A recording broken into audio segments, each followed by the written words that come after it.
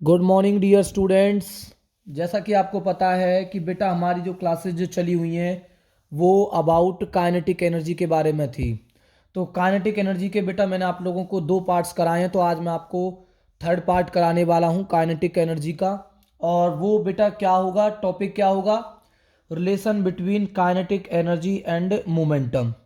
क्योंकि dear students हम जानते हैं कि अगर मान लो कोई बॉडी है जिसका मास बेटा क्या है m, अगर वो v वेलोसिटी से अगर मूव कर रही है तो डियर स्टूडेंट्स इस बॉडी के पास में क्या होता है बेटा, एक मोमेंटम होता है। और वो जो मोमेंटम है वो किसके प्रोडक्ट के बराबर होता है डियर स्टूडेंट्स, मास इनटू में वेलोसिटी के प्रोडक्ट के क्या होता है बेटा, बराबर होता है। ठीक है बेटा। दूसरा है बेटा हमारे पास में काइनेटिक एनर्जी का क्या होता है, हाफ एम वी स्क्वायर।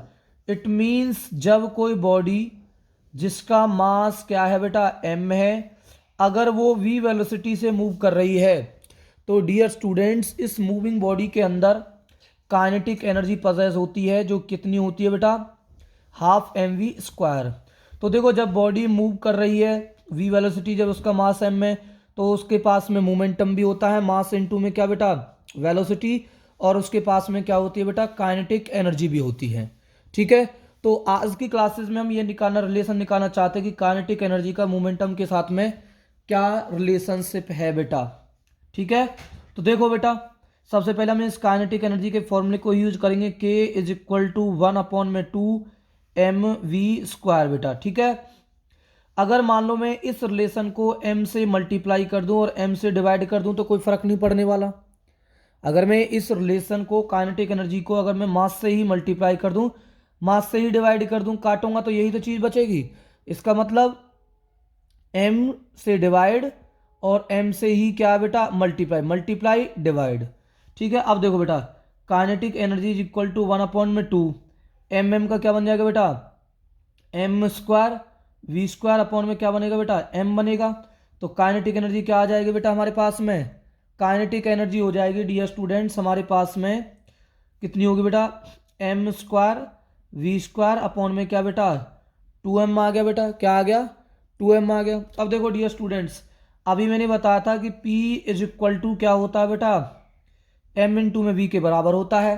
तो इसका मतलब p² अगर मैं करूंगा तो किसके बराबर होगा बेटा, वो m² इंटू में v² के बराबर होगा।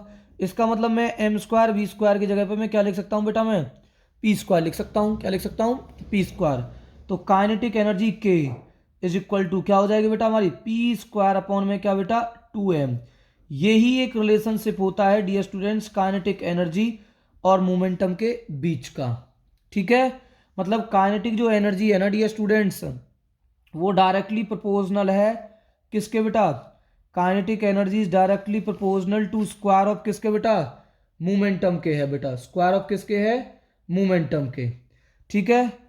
ठीक है बेटा। और अगर मोमेंटम अगर कांस्टेंट है, ये कब बात होगी बेटा, देखो kinetic energy is equal to p² upon में 2m हो गया। अगर मैं निकालना चाहता हूं p² इज इक्वल टू क्या बनेगा बेटा, काइनेटिक एनर्जी 2m बन गया बेटा, काइनेटिक एनर्जी 2m। अगर मुझे मोमेंटम निकालना तो मोमेंटम निकालूंगा तो क्या आ जाएगा बेटा, इस पर रूट चढ़ जाएगा। तो p is equal to k 2m, क्योंकि ये स्क्वायर है, इधर रूट आ जाएगा इस पर बेटा। ठीक है।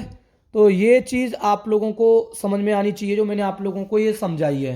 तो काइनेटिक एनर्जी को p²/2m, तो p² निकालूंगा तो क्या बन जाएगा बेटा हमारा, k2m बनेगा। तो p निकालूंगा तो बेटा ये 2 है, इधर किस में आ जाएगा, रूट में आ जाएगा। तो ये चीज़ आप लोगों को याद रखनी है बेटा। ठीक है। इसके हम बहुत ज़्यादा यूजेस करेंगे, न्यूमेरिकल करेंगे इसके बेसिस पर। अब देखो बेटा, इनके बीच में मैं आप लोगों को कुछ ग्राफ समझाता हूँ, वो आप लोगों को समझ में आना चाहिए। हाँ, एक चीज़ मैं आप लोगों को बता देता हूँ, इस रिलेशन से एक हमें ऑब्जर्वेशन मिलती है कि अगर बेटा काइनेटिक एनर्जी अगर जीरो होगी, अगर काइनेटिक एनर्जी जीरो होगी तो ध्यान रखो, काइनेटिक एनर्जी अगर जीरो है तो बेटा मोमेंटम भी क्या हो जाएगा, जीरो हो जाएगा।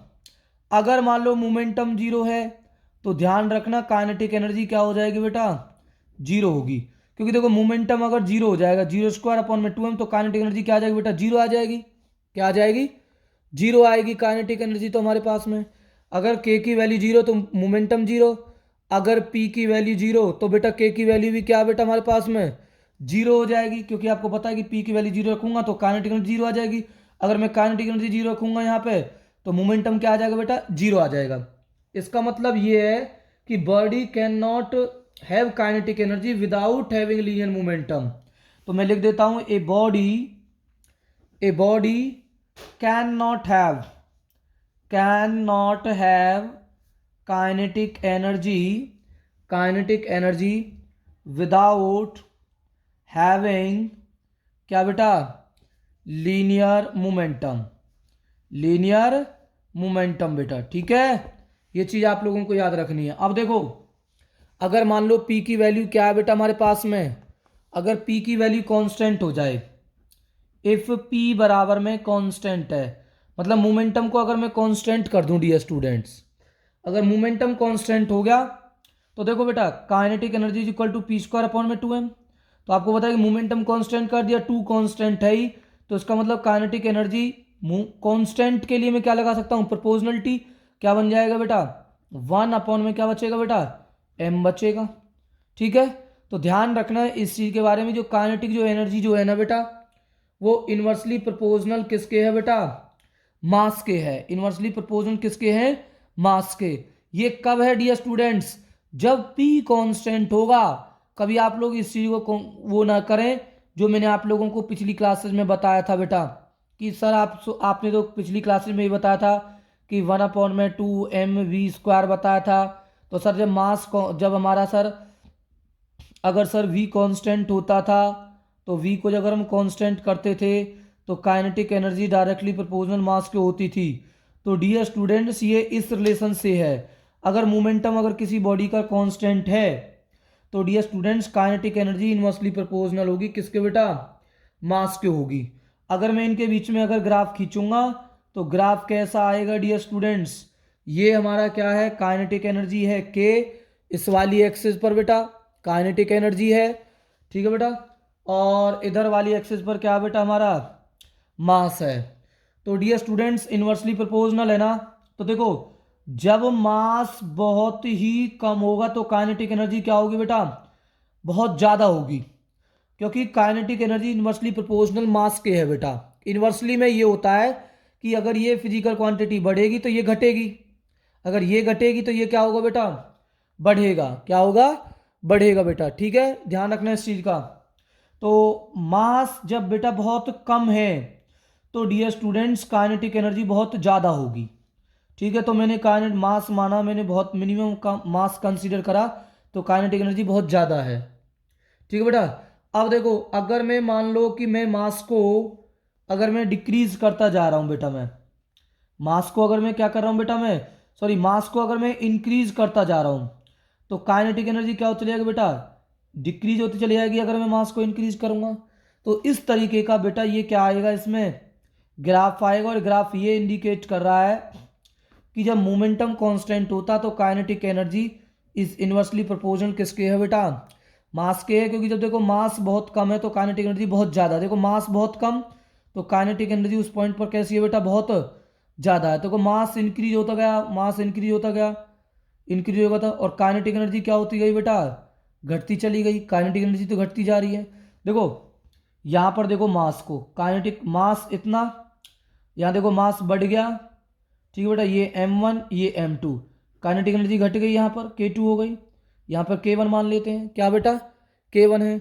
और देखो मास और इंक्रीज होता गया, काइनेटिक एनर्जी और काइनेटिक एनर्जी और भी घट गई बेटा। तो ये चीज़ याद रखनी है, काइनेटिक एनर्जी और मास के बीच में क्या रिलेशनशिप है, जब बेटा मोमेंटम क्या होता है, कांस्टेंट होता है। क्या होता है, कांस्टेंट। ठीक है बेटा, एक चीज़ और आप लोग देखा ध्यान से कि बेटा अगर मैं मान लेता हूं कि बेटा अगर काइनेटिक एनर्जी को कांस्टेंट कर दूं, मैं काइनेटिक एनर्जी को क्या कर दूं बेटा, मैं कांस्टेंट कर दूं। देखो p² बराबर में क्या है बेटा, यहाँ ध्यान रखना बेटा, ये यहाँ से स्टार्ट कर रहा हूँ। p² बराबर में है बेटा हमारे पास में k2m है बेटा। ठीक है, और k कांस्टेंट कर दिया आप लोगों ने। ठीक है, तो 2 भी कांस्टेंट ही है, अगर कांस्टेंट है तो मैं लिख सकता हूं कि P इज इक्वल टू क्या हो जाएगा बेटा हमारे पास में रूट टू के एम लिख रहा हूं बेटा मैं, रूट 2 km। अब देखो आपको पता है कि 2k क्या है बेटा हमारा कांस्टेंट है। अगर ये कांस्टेंट है तो ये प्रोपोर्शनलिटी में चला जाएगा, तो खाली क्या बचेगा बेटा हमारे पास में, m बचेगा। ठीक है, तो इसका मतलब क्या है, इसका मतलब ये है कि बेटा हमारा जो मोमेंटम है, इसका मतलब ये है बेटा अगर आप लोग मोमेंटम को अगर इंक्रीज करोगे, मतलब एक इक्वेशन बनेगी और इसका जो ग्राफ जो आएगा ना बेटा वो इस तरीके से फॉर्म होगा। इसका मैं रिजल्ट समझाता हूँ, आप लोग ध्यान से देखेंगे इस चीज को कि ये बेटा क्या है, मोमेंटम के बीच में ग्राफ है और इधर क्या है बेटा हमारा मास है, क्योंकि काइनेटिक एनर्जी को तो मैंने कांस्टेंट रख दिया। तो डियर स्टूडेंट्स यहाँ पर जो ग्राफ जो आता है बेटा वो कैसा आता है बेटा, यहाँ पर जो ग्राफ है वो इस तरीके से आता है, यहाँ पर इस तरीके से ग्राफ बनता है। और ये ग्राफ क्या इंडिकेट करता है कि काइनेटिक एनर्जी बराबर में क्या है बेटा, कांस्टेंट है। ठीक है, तो ये एक ग्राफ की नेचर है। ठीक है बेटा, तो ये आप लोगों को 11th क्लास में पता चलेगी ग्राफ की नेचर किस तरीके से फॉर्म होती है, क्योंकि इसकी मैथमेटिकल्स इक्वेशंस आती हैं। आप लोगों को बस यही ध्यान रखना है, मोमेंटम और मास के बीच में जो ग्राफ जो होता है वो उस तरीके का फॉर्म होता है जब काइनेटिक एनर्जी क्या होती है बेटा, कांस्टेंट होती है। क्या होती है, कांस्टेंट। इसका मतलब ये है कि बेटा देखो यहां पर अगर मैं मास को इंक्रीज करूंगा बेटा, अगर मैं मास को क्या कर रहा हूं बेटा, मैं इंक्रीज करूंगा, ठीक है, तो मोमेंटम पर कुछ इफेक्ट आएगा। इस मोमेंटम के इफेक्ट को मैं आपको एक स्पेशल क्लासेस के अंदर मैं आपको इस चीज को समझाऊंगा, आप लोग इस चीज को ध्यान रखेंगे बेटा। ये ग्राफ आएगा इस चीज का। ठीक है बेटा, अगर मान लो, अगर मान लो बेटा हमारे पास में एक रिलेशन ये आ जाए कि मान लेते हैं कि बेटा मास अगर कांस्टेंट हो जाए, मास बराबर में क्या हो जाए बेटा हमारा, कांस्टेंट हो, मास क्या हो बेटा, कांस्टेंट। अगर मास कांस्टेंट हो जाएगा तो डियर स्टूडेंट्स मैंने आपको क्या बताया था, अगर मास कांस्टेंट होगा तो पी स्क्वायर, देखो mass constant to be constant, तो बेटा आपका क्या आ जाएगा, p square is directly proportional to kinetic energy क्या होगा, इट मींस क्या हो जाएगा बेटा, मोमेंटम जो है वो डायरेक्टली प्रोपोर्शनल तो होगा, काइनेट पी स्क्वायर डायरेक्टली प्रोपोर्शनल तो होगा, बट जो पी जो होगा ना डियर स्टूडेंट्स वो क्या होगा बेटा, क्या हो जाएगा बेटा, रूट टाइम्स हो जाएगा क्या बेटा, के की वैल्यू हो जाएगी। ठीक है, ये चीज आप लोगों को याद रखनी है। ठीक है, अगर मैं इनके बीच में अगर मैं ग्राफ बनाऊंगा तो ग्राफ आएगा बेटा इनके बीच का इस तरीके से ग्राफ फॉर्म होगा, किस किस के बीच में, काइनेटिक एनर्जी के बीच में और मोमेंटम के बीच में। इसका मतलब ये है कि बेटा अगर मैं ग्राफ खींचूंगा तो ग्राफ आएगा इस तरीके से आप लोगों का। ठीक है, मतलब मोमेंटम को अगर आप इंक्रीज कर रहे हो, ठीक है बेटा, अगर मोमेंटम को अगर इंक्रीज कर रहे हो, अगर मोमेंटम अगर आपका इंक्रीज हो रहा है तो काइनेटिक एनर्जी भी क्या होती जा रही है बेटा, इंक्रीज हो रही है, बट उतने अमाउंट में नहीं हो रही जितने अमाउंट में क्या हो रहा है बेटा, मोमेंटम क्या हो रहा है बेटा, इंक्रीज हो रहा है। तो इसलिए इस तरीके का इसमें ग्राफ क्या होगा बेटा, फॉर्म होगा, याद रखना इस चीज का। देखो इस वाले ग्राफ में ये एक आप लोगों को एक रिजल्ट देगा, इस ग्राफ को मैं आप लोगों को लेटर डिस्कशन करूंगा, आप लोग इस चीज को ध्यान रखेंगे। ठीक है बेटा, तो ये आपको जो मैंने ग्राफ दिखाया हुआ है इस ग्राफ को मैं लेटर डिस्कशन करूंगा, आप लोग इस चीज को ध्यान से समझेंगे लेटर क्लासेस के अंदर। ठीक है, तो आज की जो क्लासेस है बेटा वो थी हमारी relation between kinetic energy and momentum के बीच में। तो क्या रिलेशनशिप निकल के आया, kinetic energy is equal to p square by 2m से निकल के आया। ठीक है, इसका मतलब ये है कि अगर मोमेंटम जीरो होगा तो काइनेटिक एनर्जी जीरो होगी, अगर काइनेटिक एनर्जी जीरो हो जाएगी तो मोमेंटम क्या हो जाएगा, जीरो। इसका मतलब ये है कि body can not have kinetic energy without linear momentum बेटा, विदाउट लीनियर मोमेंटम। अगर बेटा मोमेंटम कांस्टेंट हो जाएगा, मोमेंटम अगर कांस्टेंट होगा, टू कांस्टेंट ही, तो काइनेटिक एनर्जी इनवर्सली प्रोपोर्शनल किसके होगी बेटा, मास के हो जाएगी। Kinetic energy inversely proportional to mass के, अगर इनवर्सली प्रोपोर्शनल टू मास के होगी तो ये काइनेटिक एनर्जी और ये क्या बेटा, मास। तो जब मास बहुत कम होगा तो काइनेटिक एनर्जी, देखो मास यहाँ पर बहुत कम है, काइनेटिक एनर्जी यहाँ पर कैसी है बेटा, बहुत ज्यादा है, काइनेटिक एनर्जी बहुत देखो यहाँ मास बहुत कम है तो काइनेटिक एनर्जी बहुत ज़्यादा है। अब मास को मैं इंक्रीज करता जाऊंगा तो काइनेटिक एनर्जी घटती चली जाएगी, क्योंकि काइनेटिक एनर्जी इनवर्सली प्रोपोर्शनल है। ठीक है बेटा। दूसरा मैंने आप लोगों को बताया कि बेटा अगर काइनेटिक एनर्जी कांस्टेंट हो जाएगी तो जो मोमेंटम जो होगा वो क्या हो जाएगा बेटा, मोमेंटम जो मोमेंटम जो होगा डायरेक्टली प्रोपोर्शनल टू किसके होगा बेटा, रूट एम के होगा, root of mass of the body के होगा डियर स्टूडेंट्स। और ये जो ग्राफ जो आएगा इसका ग्राफ इस तरीके से फॉर्म होगा बेटा, इस तरीके से। इसका इंडिकेशन मैं आप लोगों को लेटर क्लासेस में डिस्कस करूंगा बेटा। अगर मास अगर कांस्टेंट है, मास अगर कांस्टेंट है तो बेटा मोमेंटम क्या हो जाएगा, देखो मास कांस्टेंट है, पी स्क्वायर बराबर में के टू एम के बराबर है। ठीक है बेटा, mass constant to be constant, देखो बेटा p square is equal to k two m है, मास कांस्टेंट है, टू बी कांस्टेंट है, तो p square is directly proportional to किसके बेटा, काइनेटिक एनर्जी के है, किसके बेटा, काइनेटिक एनर्जी के। और momentum is directly proportional to क्या हो जाएगा, रूट के होगा बेटा, रूट के होगा। अगर पी स्क्वायर की बात है तो वो डायरेक्टली प्रोपोर्शनल है। और ग्राफ आएगा, अगर मैं पी स्क्वायर और काइनेटिक एनर्जी के बीच में ग्राफ बनाऊं तो पी स्क्वायर और काइनेटिक एनर्जी के बीच में अगर ग्राफ बनाऊं तो ये आएगा इस तरीके की स्ट्रेट लाइन।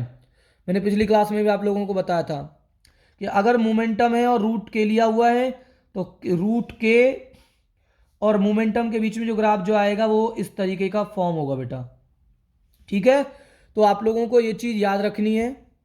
और अब मैं एक रिलेशन और आप लोगों को समझा रहा हूँ, वो आप लोगों को भी ध्यान रखना है, क्योंकि मैं अगली क्लासेस में बेटा आप लोगों को न्यूमेरिकल्स कराऊंगा। देखो बेटा, मैंने आप लोगों को एक चीज़ समझाई थी कि बेटा अगर मान लो कोई बॉडी एट रेस्ट पर है, एट रेस्ट पर, ठीक है, तो इसकी इनिशियल वेलोसिटी 0 है। अगर मान लो मैं इस वाली बॉडी पर अगर डियर स्टूडेंट्स में फोर्स लगाता हूँ और ये बॉडी अगर एक्वायर कर लेती है, वी वेलोसिटी अगर एक्वायर कर लेती है, तो 0 वेलोसिटी से वी वेलोसिटी गिवन करने पर इस फोर्स के द्वारा जो भी वर्क डन होगा बेटा, वो वर्क डन किसकी फॉर्म में जाकर के स्टोर होता है बेटा, काइनेटिक एनर्जी की फॉर्म में जाकर के क्या होता है, स्टोर होता है बेटा। ठीक है, किसकी फॉर्म में जाकर के स्टोर होता है, काइनेटिक एनर्जी की फॉर्म में। The amount of work done by the force, the amount of work done by a force to give a velocity v when the body is initially at rest, when the body is initially at rest बेटा। ठीक है, अब देखो, अब मैं एक चीज आपको एक लेसन समझा रहा हूं, आप तो ध्यान से देखना बेटा। एक थ्योरम भी है, इसको हम बोलेंगे। जैसे मान लो एक बॉडी थी, ये मास m है और ये मूव कर रही है बेटा, इनिशियल वेलोसिटी u से मूव कर रही है, इनिशियल वेलोसिटी क्या कर रही है बेटा, u से मूव कर रही है। अगर मान लो डियर स्टूडेंट्स मैं इस पर कोई फोर्स लगा देता हूं बेटा, मैं क्या लगा देता हूं बेटा, मैं फोर्स। इनिशियली कितने से चल रही है बेटा, इनिशियली ये बॉडी चल रही है u वेलोसिटी से चल रही है। ठीक है, अब मैंने क्या लगाया, फोर्स अप्लाइड करा बेटा इस वाली बॉडी पर। अगर मैं इस पर फोर्स अप्लाइड करूंगा तो डियर स्टूडेंट्स इसकी वेलोसिटी क्या होगी बेटा, चेंज हो जाएगी। इसकी वेलोसिटी क्या होगी बेटा, चेंज। मास फिर भी क्या रहेगा बेटा, m रहेगा। क्या रहेगा बेटा, m। तो देखो, इसको u वेलोसिटी देने से इनिशियली ट्रेवल कर रही थी u वेलोसिटी से, और मैंने इस पर फोर्स लगाया f, फोर्स लगाया तो मैंने इसको क्या दे दी बेटा, मैंने गिवन कर दी v वेलोसिटी गिवन कर दी। तो मैंने आप लोगों को क्या बताया था, जब फोर्स लगाऊंगा और बॉडी को मैं v वेलोसिटी दूंगा तो डियर स्टूडेंट्स मुझे अमाउंट में क्या करना पड़ेगा बेटा, वर्क डन करना पड़ेगा। क्या करना पड़ेगा बेटा, वर्क डन। वो जो वर्क डन जो होगा डियर स्टूडेंट्स वो किसके इक्वल होगा, ये चीज मुझे देखनी है बेटा। देखो, ये बॉडी इनिशियली मूव कर रही थी m से, m मास था और u वेलोसिटी से मूव कर रही थी, तो इसकी इनिशियल काइनेटिक एनर्जी क्या होगी बेटा, इनिशियल काइनेटिक एनर्जी हो जाएगी इसकी हाफ m u स्क्वायर होगी बेटा। Initial kinetic energy equation number कौन सी मान ली मैंने, फर्स्ट मान ली। ठीक है बेटा, अब ये फोर्स लगाया मैंने F, तो उसकी वेलोसिटी चेंज हो गई, तो वेलोसिटी चेंज हो गई तो काइनेटिक एनर्जी चेंज हो गई। तो काइनेटिक एनर्जी फाइनल क्या होगी बेटा हमारे पास में, 1/2mv²। ये क्या बेटा, u स्क्वायर है, और ये क्या बेटा हमारा v स्क्वायर है। अगर मान लो मैं काइनेटिक एनर्जी फाइनल को अगर मैं इनिशियल काइनेटिक एनर्जी में से घटाऊंगा तो ये कितना आएगा बेटा 1/2 mv² माइनस में क्या आ जाएगा बेटा 1/2, मतलब ये क्या निकाला मैंने, चेंज इन काइनेटिक एनर्जी निकाला मैंने। क्या निकाला बेटा, change in kinetic energy, change in kinetic energy मैंने निकाली है, ठीक है बेटा। और ये किसके बराबर है, वन फाइनल माइनस में इनिशियल mu²। तो डियर स्टूडेंट्स, ये जो चेंज इन काइनेटिक एनर्जी जो रहती है ना, ये जो चेंज इन जो काइनेटिक जो एनर्जी जो रहती है, ये बेटा अमाउंट ऑफ वर्क डन के क्या होती है, अमाउंट ऑफ वर्क डन के बराबर होती है। ये चीज़ ध्यान रखना, किसके बराबर होती है, अमाउंट ऑफ वर्क डन के। तो अमाउंट ऑफ वर्क डन किसके बराबर होता है बेटा, W is equal to 1/2 mv² minus में बेटा 1/2 mu²। मतलब चेंज इन काइनेटिक एनर्जी जो होती है ना बेटा, वो अमाउंट ऑफ वर्क डन के क्या है बेटा, बराबर है। This is known as work energy theorem. कौन सी थ्योरम बोलेंगे डियर स्टूडेंट्स को हम, इसको हम बोलेंगे dear students work energy theorem बोलते हैं। क्या बोलते हैं, वर्क एनर्जी थ्योरम। तो वर्क एनर्जी थ्योरम क्या कहती है बेटा, वर्क एनर्जी ये रहती, वर्क एनर्जी थ्योरम ये कहती है, अकॉर्डिंग टू दिस स्टेटमेंट या according to this theorem, according to this theorem work done by the net force in displacing a body is equal to the change in kinetic energy of the body, change in the kinetic energy of the body। मैं दोबारा से बोल रहा हूँ, according to this theorem work done by the net force in displacing a body is equal to change in the kinetic energy of the body, change in the kinetic energy of the body। ये चीज़ आप लोगों को याद रखनी है जो मैंने आप लोगों को बताई है भाई, ठीक है। दोबारा से ध्यान से देखो इस चीज़ को, 2 मिनट आपको समझ में आना चाहिए, बहुत ज़रूरी है ये चीज़ आपको। देखो मैंने आपको क्या बताया था, अगर कोई बॉडी एट रेस्ट के अंदर होती है, ठीक है बेटा, अगर मान लो मैं इस पर फोर्स लगा रहा हूँ और मैं बेटा इसको क्या दे रहा हूँ बेटा, मैं v वेलोसिटी दे रहा हूँ, तो ध्यान रखना इसको, जब मैं इसको फोर्स लगाऊंगा तो ये बॉडी डिस्प्लेस होगी, जिसके कारण ये उस बॉडी के अंदर क्या प्रोड्यूस होगी बेटा, एक वेलोसिटी एक्वायर करेगी। तो जो अमाउंट में वर्क डन होगा बेटा, वो वर्क डन किसके बराबर होता है, ये मैंने निकाल लिया था, 1/2 mv² के बराबर है, ठीक है बेटा। अब देखो ध्यान से इस चीज़ को ध्यान समझें, अगर मान लो कि ये बॉडी बेटा इनिशियली मूव कर रही है, ठीक है बेटा, ये बॉडी इनिशियली मूव कर रही है बेटा u वेलोसिटी से मूव कर रही है, किससे मूव कर रही है बेटा, u वेलोसिटी से मूव कर रही है बेटा, ठीक है। अगर ये u वेलोसिटी से मूव कर रही है तो बेटा, तो वर्क डन क्या होगा बेटा, अगर u वेलोसिटी से मूव कर रही है तो मैंने आप लोगों को बताया था 1/2 u वेलोसिटी से मूव कर रही है तो क्या होगा बेटा, mu² के बराबर होगा। अगर मान लो मैं इस पर फोर्स अप्लाइड कर देता हूँ, क्या कर देता हूँ बेटा, मैं फोर्स अप्लाइड करता हूँ, अब इसकी वेलोसिटी क्या हो जाती है बेटा, चेंज हो जाती है। तो u से वेलोसिटी चेंज हुई, अगर u से जो वेलोसिटी जो चेंज जो हुई है ना डियर स्टूडेंट्स, u से v वेलोसिटी चेंज हुई है, तो वर्क डन भी चेंज हो गया है, वर्क डन भी क्या हो गया बेटा, चेंज हो गया है। पहले कितना वर्क डन करना पड़ रहा था, 1/2 mv², तो बाद में क्या करना पड़ेगा बेटा, फाइनल वर्क डन कितना करना पड़ेगा बेटा, हमें फाइनल वर्क डन कितना करना पड़ेगा बेटा v वेलोसिटी देने के लिए, 1/2 mv²। तो फाइनल वर्क डन में से जब मैं इनिशियल वर्क डन को घटाऊंगा तो ये क्या आएगा डियर स्टूडेंट्स, 1/2 mv² माइनस में 1/2 mu² होगा बेटा, ठीक है, 1/2 mu² बेटा। और आपको मैंने बताया कि ये 1/2 क्या बेटा, चेंज इन काइनेटिक, ये क्या बेटा फाइनल काइनेटिक एनर्जी है, और ये क्या है इनिशियल काइनेटिक एनर्जी, तो माइनस आ रहा है, तो उसका मतलब ये चेंज इन काइनेटिक एनर्जी है, क्या बेटा, चेंज इन काइनेटिक एनर्जी। तो चेंज इन जो काइनेटिक जो एनर्जी जो आती है ना, वो हमेशा क्या होती है बेटा, अमाउंट ऑफ वर्क डन के क्या होती है, बराबर होती है। इसी थ्योरम को हम बोलते हैं वर्क एनर्जी थ्योरम। तो ये चीज़ आप लोगों को याद रखनी है बेटा, बहुत इंपॉर्टेंट टर्म है जो मैंने आप लोगों को ये समझाई है, ठीक है, वर्क एनर्जी थ्योरम। इसके मैं आप लोगों को न्यूमेरिकल कराऊंगा, ठीक है, कल की क्लासेस में। आई होप आपको ये समझ में आई है, अगर किसी को समझ में नहीं आई है तो बेटा आप लोग मेरे से पूछ जरूर लें बेटा, ठीक है। Thank you.